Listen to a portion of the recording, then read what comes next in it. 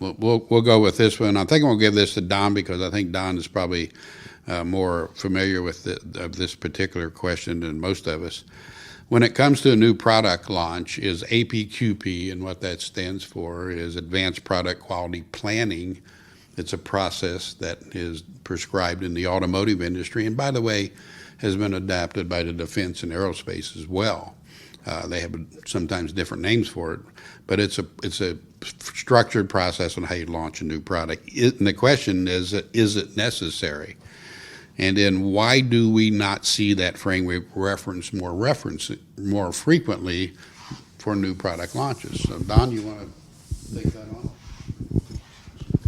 Okay, as Bill mentioned, is advanced product quality planning important to a new process? And I'd have to say yes, and we should be utilizing it to the best we can within the industry. There's many elements of it. You could have a qualification, PPAP plans, control plans. There's just a lot under the umbrella, and that's why some people shy away from it, because it can be overwhelming how many things fall under the umbrella. But what I will say it does for you, it provides a disciplined approach to ensuring your product quality is spot on and it's delivered to your customer, meeting their requirements.